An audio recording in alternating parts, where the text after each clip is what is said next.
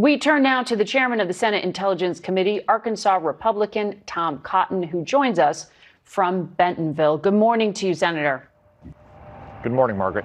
The president of the United States warned the American public that there could be casualties, American casualties. Does that mean the U.S. is putting boots on the ground?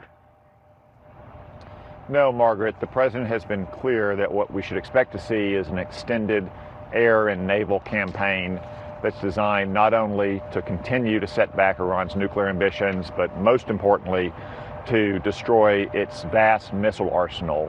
Many more missiles than the United States and Israel have air defenses combined, as well as the missile launchers and its missile manufacturing capability. Now, obviously, one risk of that kind of campaign is that an aircraft could be shot down and the president would never leave a pilot behind.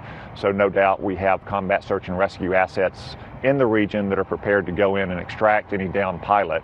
But barring that kind of unusual circumstance, Margaret, the president has no plan for any kind of large-scale ground force inside of Iran. The New York Times is reporting that it was the CIA that provided the intelligence in regard to the exact location of the supreme leader, and then he was subsequently killed. You're smiling as I say that. Are you confirming that it is true that it is the United States that pinpointed his location leading to his death? No, Margaret, I can't confirm anything about the intelligence that the United States intelligence community collects. I can tell you that, of course, we have exquisite intelligence collection methods, that the location and the intentions of the supreme leader and the other ayatollahs in Iran, or for that matter, the leaders of other adversaries around the world, is obviously one of the highest priorities of our intelligence community. But clearly, this operation is driven by intelligence collected by Israel and the United States that has once again proven that our nations have capabilities that no other nation on earth has. Indeed, there are questions, though, about what happens next. Secretary of State Marco Rubio testified to Congress last month and was asked specifically what happens if Iran's regime fails. Take a listen. So I don't think anyone can give you a simple answer as to what happens next in Iran if the supreme leader and the regime were to fall, other than the hope that there would be some ability to have somebody within their systems that you could work towards a similar transition. That was a month ago. We're seeing some succession planning happening inside Iran. Is this a managed regime change here, or is the United States betting on regime collapse? Well, Margaret, first I want to stress what happens next in the days ahead and probably the weeks ahead.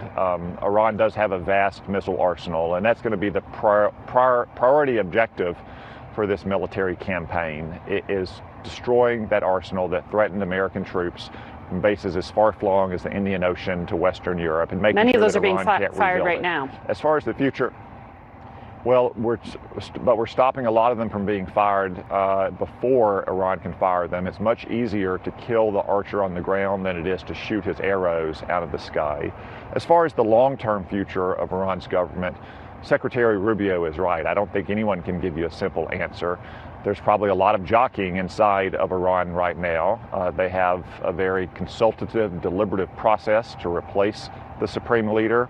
There's a reason why he didn't want to have a clear succession plan in place. It's hard to do that when the United States is pummeling their leadership every moment of the day. I'm sure, though, that there are also some leaders inside of Iran who might be jockeying to audition for the role of Iran's Delcy Rodriguez. Okay, but what you just described in terms of Delcy Rodriguez sounds like it is a managed transition, not regime change. Is that accurate? Margaret, again, as Secretary Rubio said, it's not a simple answer. Right, but we're in the middle of it now, so don't you need an answer? Capabilities, at least an outcome, a goal. But we're going to continue to hit their military capabilities, and we're going to continue to hit their senior leadership. The Ayatollahs who have also been complicit in 47 years of heinous crimes, not only against Americans, but against their own people. Again, there's no simple answer for what's going to come next, but as President Trump promised last month when the Iranian people were rising up against their own regime, help is on the way, help has arrived. Well, exactly. You're talking about what comes next, but then you're also telling me you don't know what comes next. So do you believe that regime change is possible from air support alone? Has a leader of the opposition been identified? Is the opposition unified to deliver in a way that President Trump is calling on the people to do? Are we arming anyone to actually challenge the regime? Well, Margaret, the opposition is 90 million Iranians who have suffered under the brutal Islamic Republic revolutionary regime for the last 47 years. Yes, and the president called them to take over their government.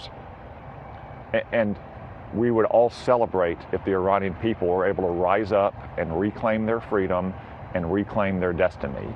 And as the president said, when he promised help is on the way, help has arrived. And that's why you've already seen some protests out celebrating the death of the supreme leader, the man who has brutally repressed his own people for almost 40 years. Now, we can't necessarily dictate what course that is going to take, but the help that the president promised is on the scene, and it's going to continue to be on the scene for probably a few weeks as we make sure that Iran's military is no longer capable of threatening our own troops, our Arab friends in the region, and Israel, and also repressing its own people. This is a big gamble by the president. Before the strikes, according to CBS polling, 74% of Americans said that Trump would need approval from Congress for military action against Iran. He did not seek that. If this operation takes weeks, which is how you described it, do you believe the administration has effectively made its case to the American public to expect casualties, to support this action? Well, Margaret, I thought the president's 8-minute video yesterday was outstanding. It laid out Iran's 47-year campaign of terror and revolutionary violence against the United States and our people, and really the civilized world.